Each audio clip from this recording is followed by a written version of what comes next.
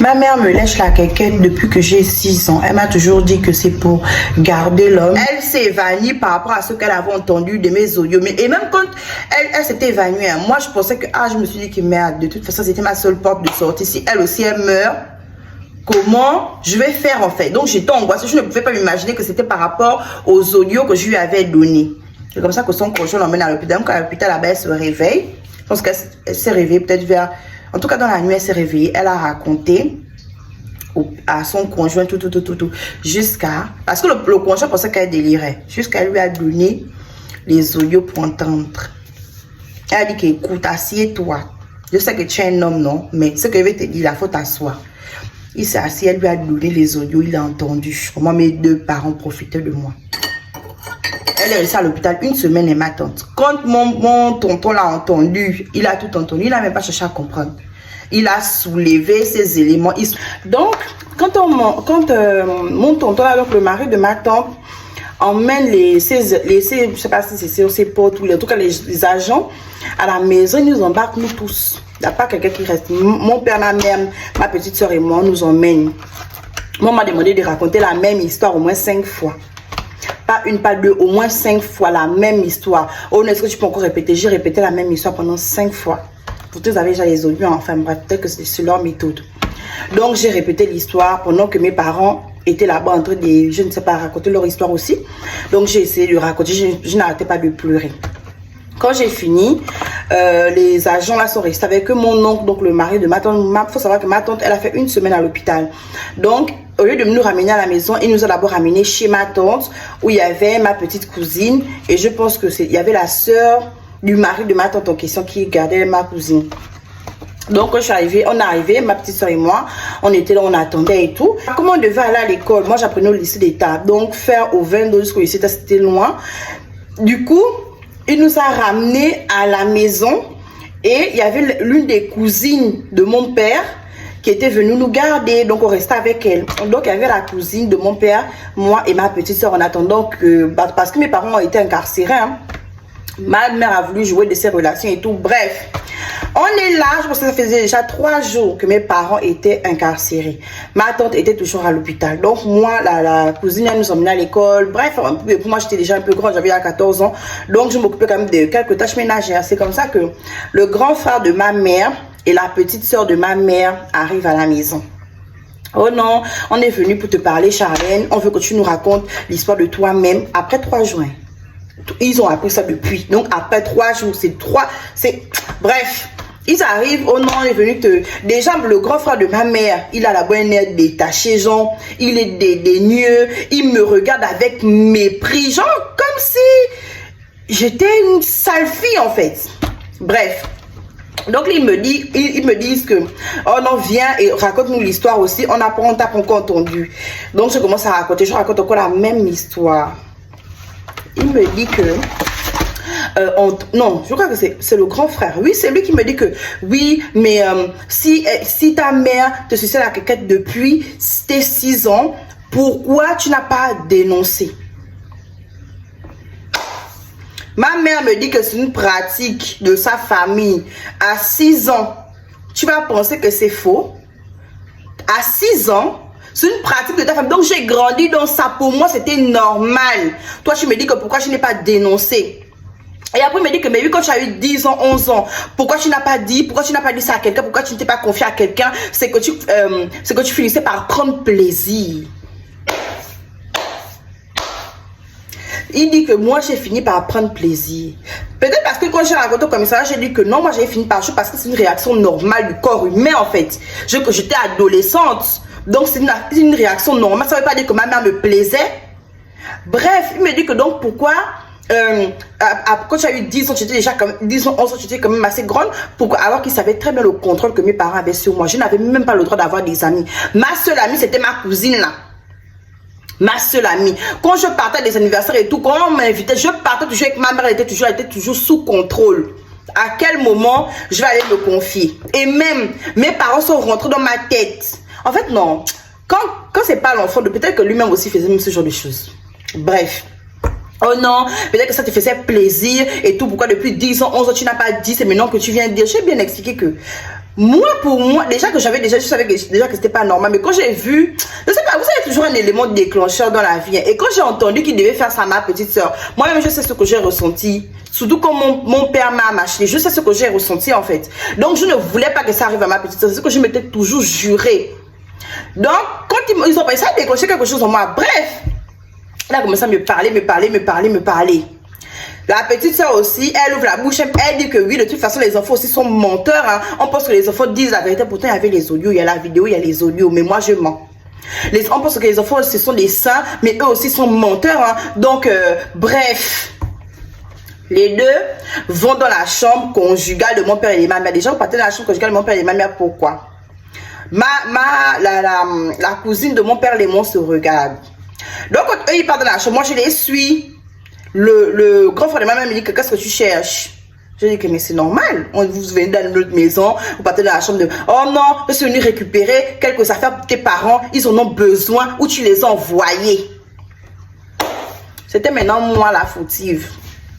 Ils en ont besoin ou tu les as envoyés. Les deux sont rentrés dans la chambre, ils ont fermé la porte. Quand ils ferment la porte, ils sont peut-être restés dans la chambre là 30 minutes. 1 heure. Qu'est-ce que vous cherchez? Si tu as besoin de quelques affaires, tu prends les quelques affaires et tu pars. Et vous n'avez pas besoin d'être à 2 pour prendre les affaires. Ils sont peut-être restés à plus de 45 minutes en tout cas. Et eux, ils sont donc la cousine de mon oncle là. Bon, elle était quand même assez jeune. Elle et moi, on commence à faire au Congo. Ça que, on dirait que machin, on commence à se parler. Voilà comment ils sortent. La soeur de ma mère, la petite soeur de ma mère, hein, elle me connaissait très bien. La petite soeur de ma mère, c'est une femme. Hein. Elle me dit carrément qu'il faut savoir que quand on voit ses parents en prison, on n'a plus de famille. Hein. J'espère que tu en es consciente. En fait, il faisait tout pour me faire changer de discours, pour que je dise que non, ce que j'ai... En fait, il voulait me faire peur, pour que j'aille dire là-bas que non, ce que j'ai raconté, c'est faux et tout. De toute façon, ça allait vous dédouaner de quoi? Il y a la vidéo, on vous voit. Que non, que je pas raconter que ce que j'ai fait, ce que j'ai raconté était faux, que c'était juste les fois où j'ai filmé là et qu'ils étaient vraiment possédés par un esprit et tout. Comme ça devait aider la famille de ma mère à faire sortir ma mère de prison. Sauf que, déjà, elle-même, elle allait dire que c'est quelque chose qui s'est fait depuis dans sa famille. Il y a son oncle qui... Je sais pas en fait. Je sais pas ce que les gens là me voulaient, mais ils étaient convaincus que moi je devais changer de discours pour aller dire que non c'est faux, j'ai inventé, que les fois on les voit sur les vidéos là, c'était juste ces fois là qui s'étaient possédés, que ce n'est pas arrivé. Même si c'est une seule fois, vous n'avez pas le droit. J'étais un enfant, vous m'avez volé ma dignité, vous m'avez tout volé. Même si c'est une seule fois, vous n'avez pas le droit, vous n'avez pas ce droit là. Bref. Donc c'est comme ça que les deux sont partis. Quand la cousine quand ils sont partis, donc la cousine, donc en tout cas la tata qui restait avec nous et moi, on est rentré dans la chambre avec ma petite soeur, on est rentré dans la chambre. Maman, qu'est-ce que vous avez cherché qui nécessitait que vous fassiez tout le désordre? Le désordre partout, tout était... Ils ont fouillé partout. Même si vous fouillez quelque chose, fouillez avec tranquillité. Ils ont fouillé partout. À un moment, on les entendait, gens s'énerver dans la chambre et tout. Qu'est-ce que vous êtes venu chercher dans la chambre qui nécessitait un tel désordre? Qu'est-ce que vous êtes venu chercher? On ne sait pas. Jusqu'aujourd'hui, là, on ne sait toujours pas ce qu'ils sont venus chercher dans la chambre de mon père et de ma mère. Bref, j'aime un commentaire et surtout abonnez-vous. On est toujours pas amis les gars, donc abonnez-vous et puis je vous fais plein de bisous. Et c'est hyper important de laisser quand même un like ou un commentaire. Au moins ça permet à l'algorithme de YouTube de voir que voilà, on est là et puis ils vont booster nos vidéos. Merci. Je vous ai dit que la famille de ma mère est aisée, était aisée. Donc... là, il commence à dire, oh, qu'est-ce qui se passe, qu'est-ce qui se passe et tout. Il n'est même pas cherché à comprendre, on les embarque, on les emmène au commissariat. Quand on les emmène là-bas, ils disent que moi je mens et que ma tante a toujours été jalouse de mon père. Et que c'est peut-être que c'est elle qui me monte la tête et que ma tante est jalouse parce que mon père a commencé à réussir, que ma mère aussi réussit. Ma tante a toujours été jalouse de ma tante alors qu'elle s'entendait très bien. Elle s'entendait très bien avant que la grand-mère ne décède. Oh non, que ma tante a toujours été jalouse, qu'elle fait ça parce qu'elle est mauvaise, elle a un mauvais fond, tout c'est même pour ça qu'il n'est pas allé la voir. Il ne savait pas qu'il y avait les audios. Hein. Les deux pimpelins ne savaient pas qu'il y avait les audios. Donc là, on les écoute, on les écoute, on les écoute. Après, ils voient qu'ils sont, on les enferme, ils sont en cellule. Ma mère avait déjà commencé à payer ses parents pour dire que venez, faites jouer vos contacts et tout pour que je puisse sortir. Sauf que madame, je ne sais pas si c'est le procureur, Bref, en tout cas, l'affaire allait tellement vite. Il a fait écouter les audios. Il a aussi dit que là, les audios là, c'est pas vous. C'est pas vous qui parlez. Il n'y avait pas encore l'affaire dit adieu merci. Il lui a demandé que les audios là, c'est pas vous qui parlez. Ils ont commencé. Et au début, ils ont dit que ben non, c'est pas notre voix, c'est pas. Donc là aussi dans la vidéo là, c'est pas vous, c'est pas votre maison. Voilà comment mon père commence à pleurer. En fait, non. Des deux, c'était ma mère la plus forte. Mon père, bref, c'était lui qui se faisait entraîner. Bref, ma mère était là. Même une larme, elle n'a pas versé. Même une larme, elle n'a pas versé. Même une seule larme, elle n'a rien versé.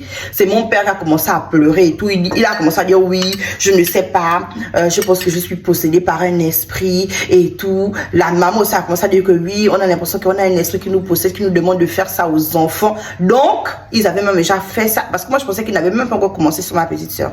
Je les avais entendus parler, mais je ne savais pas qu'ils avaient commencé. Donc, ils avaient aussi fait ça à ma petite soeur. Mais je pense que c'est une ou deux fois. Oh non, on ne sait pas ce qui nous arrive, pourquoi on fait ça aux enfants et tout.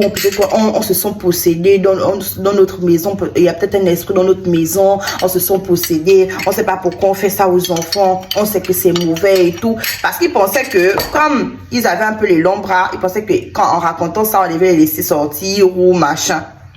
Heureusement que il y avait quand même de personnes bienveillantes. C'est comme ça que le procureur lui a demandé que, ok, vous faites ça parce que vous avez un esprit bizarre. Mais toi, le père, tu n'avais jamais fait ça à ton enfant. Donc, toi, la mère, tu as un esprit. Toi aussi, parce que toi, tu lèches à quelqu'un ton enfant depuis qu'elle l'enfant dit que tu lèches à quelqu'un depuis qu'elle a 6 ans. Donc, toi, tu as un esprit depuis, oh non, dans notre famille, c'est comme ça. Je pense que, elle, c'est maintenant la mère qui dit que dans sa famille, donc ma mère qui dit que dans sa famille, il y avait aussi une autre histoire comme ça d'un grand-père ou d'une grand-mère qui faisait aussi ça. Et donc, elle pense que c'est de famille et tout. Dans le maboulisme, je ne sais pas si elle voulait avoir de la compassion ou quoi. Elle-même, elle vient de donner, verser sa famille, jeter sa famille à la vendique populaire. C'est comme ça que les parents se sont dit, ok, ben, vu que je suis partie raconter les secrets de la famille. Ils l'ont laissé tomber. Les deux sont en prison là-bas. Jusqu'aujourd'hui là. Les deux sont en prison. En prison là-bas, mon père c'était seulement le maboule même de l'histoire. Parce que je suis sûre que c'est jusqu'aujourd'hui, je n'ai pas la preuve, mais je suis sûre que c'est ma mère qui a mis mon père dans ce genre de choses. Parce que mon père, avant que ma mère n'abuse de moi, il ne faisait pas les choses comme ça. Je suis sûre que c'est ma mère qui a entraîné mon père dedans. Et comme elle a peut-être raison que c'est bien dans sa famille depuis, et peut-être qu'elle a dit à mon père que peut-être pour être riche, il faut que on fasse ça. Et mon père a accepté. Comme lui aussi, il avait les longs yeux, il a accepté. Enfin bref, je n'ai pas envie d'accuser X ou Y. Les deux n'avaient pas le droit de me faire subir ce que j'ai subi.